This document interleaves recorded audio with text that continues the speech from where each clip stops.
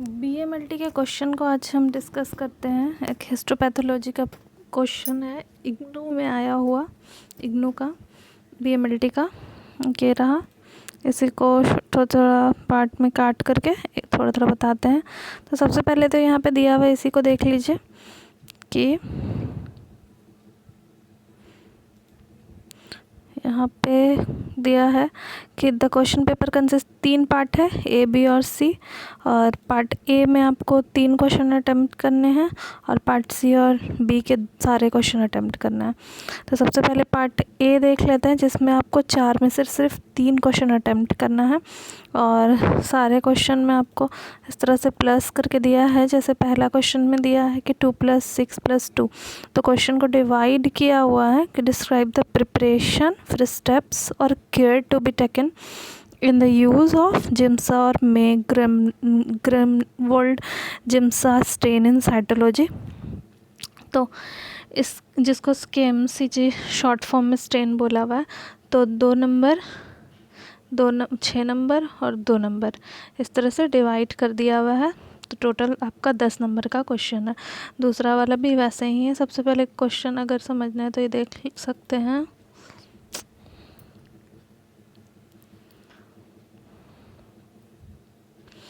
Question यहाँ पे देख सकते हैं कि क्या दिया हुआ है। तो यहाँ पे दिया हुआ है कि एक स्टेन दिया हुआ है आपको, या तो जिम्सा या तो फिर MCG स्टेन के बारे में, जो कि साइटोलॉजी का स्टेन है और इसका प्रिपरेशन, स्टेप और केयर बताना है। दूसरे क्वेश्चन में आपको दिया हुआ है कि टिश्यू फिक्सेशन क्या है और कितने फिक्सेटिव इसमें यूज़ होते हैं वो बताना है। तो फिक्सेटिव्स पे वीडियो बनाया हुआ है हिस्टोपैथोलॉजी में यूज़ करने वाला, वो आप देख लीजिएगा। तीसरा क्वेश्चन बताया कि टिश्यू प्रोसेसिंग बताना है और उसका पूरा स्टेप्स को डिटेल में बताना है। तो टिश्यू प्रोसेसिंग के डेफिनेशन के लिए 2 नंबर और बाकी स्टेप्स के लिए 8 नंबर। उसके बाद क्वेश्चन दिया है कि डिकैल्सिफिकेशन बताना है और कैसे ये होता है हिस्टोपैथोलॉजी के लैब में डिकैल्सिफिकेशन, वो बताना है। और डिकैल्सिफिकेशन करने के लिए कौन कौन से केमिकल का यूज़ किया जाता है वो बताना है। तो इसमें 4 में से आपको 3 क्वेश्चन 2, 3, 4 का वीडियो हम बनाए हुए हैं, वहाँ से आप आंसर बना सकते हैं। अब पार्ट बी में आ जाते हैं। पार्ट बी में शॉर्ट नोट्स दिया हुआ है और शॉर्ट नोट्स में भी ये दिया हुआ है कि ABCD 5 है और इसमें से किसी भी 4 पे आपको शॉर्ट नोट्स देना है, बनाना है। तो इसमें HNA स्टेन पूछा हुआ है, क्लियरिंग टिश्यू का क्लियरिंग कैसे किया जाता है, FB ऑफ टिश्यू और GTT पूछा हुआ है, ग्लूकोज टॉलरेंट टेस्ट और फ्रोजन सेक्शन। इसमें से क्लियरिंग ऑफ टिश्यू और HNA स्टेन का हम वीडियो बनाए हैं, वहाँ से आप आंसर बना सकते हैं। उसके बाद आ जाता है यहाँ पे 3 क्वेश्चन दिया हुआ है आपको पार्ट बी के ही दूसरे क्वेश्चन में, जिसमें से आपको 2 क्वेश्चन बनाना है। डिहाइड्रेटिंग एजेंट बताना है, शार्पनिंग ऑफ माइक्रोटोम नाइफ बताना है और processing of fluids for cytology. तो साइटोलॉजी का तो वीडियो नहीं अभी बनाया, लेकिन आपको डिहाइड्रेटिंग एजेंट और शार्पनिंग ऑफ माइक्रोटोम नाइफ का वीडियो है, वहाँ से आप आंसर बना सकते हैं। अब आ जाते हैं पार्ट सी में। पार्ट सी में 7 और 8 क्वेश्चन है। 7 वाला ट्रू फॉल्स है और 8 वाला फिल इन द ब्लैंक्स है।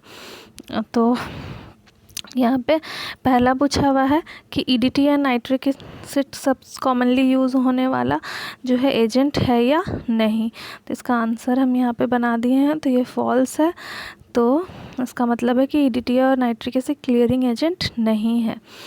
उसके बाद है कि rapid diagnosis can be made by frozen section. तो ये ट्रू होगा, क्योंकि अगर जब भी रैपिड डायग्नोसिस, तुरंत हमको अगर डायग्नोसिस करना होता है टिश्यू का, तो हम फ्रोजन सेक्शन की मदद से ही करते हैं। उसके बाद है मेसन्स ट्राइक्रोमी स्ट्रेन जो है वो डेमोन्स्ट्रेट करता है किसको, तो collagen fibrosis in the tissue. तो इसका आंसर भी ट्रू है कि हाँ, ये कोलेजन को ही डेमोन्स्ट्रेट करने के लिए होता है मेसन्स ट्राइक्रोमी स्ट्रेन। उसके बाद क्वेश्चन देखिए, cervical smears of cytological study are used stain by HNA stain से इसको होता है कि नहीं साइटोलॉजी का। तो इसका दिया हुआ है कि फॉल्स, कि नहीं, ऐसा नहीं होता।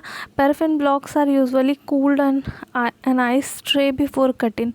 पैराफिन ब्लॉक्स को आइस पे किया जाता है कि नहीं कूल, तो ये सही है। बहुत बारी ज़रूरत नहीं पड़ती है, लेकिन बहुत बार कूल किया जाता है आइस के ऊपर रख करके पैराफिन ब्लॉक्स को। ये भी आपको दिया हुआ है एम्बेडिंग वाले चैप्टर में, वीडियो में होगा पैराफिन ब्लॉक्स के बारे में, तो वहाँ से देख सकते हैं।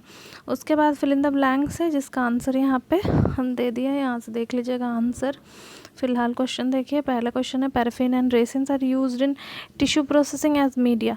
तो पैराफिन और रेसिन्स को एज कौन सा मीडिया टिश्यू प्रोसेसिंग में यूज़ किया जाता है? तो एम्बेडिंग मीडिया के ये एज एम्बेडिंग मीडिया यूज़ किया जाता है। उसके बाद dash can be use as a simple yet good fixative of tissue on electron microscope भी अगर करना है तो इसके लिए गुड फिक्सेटिव कौन है? तो यहाँ पे दे दिए हैं, ऑस्मियम टेट्रोक्साइड है।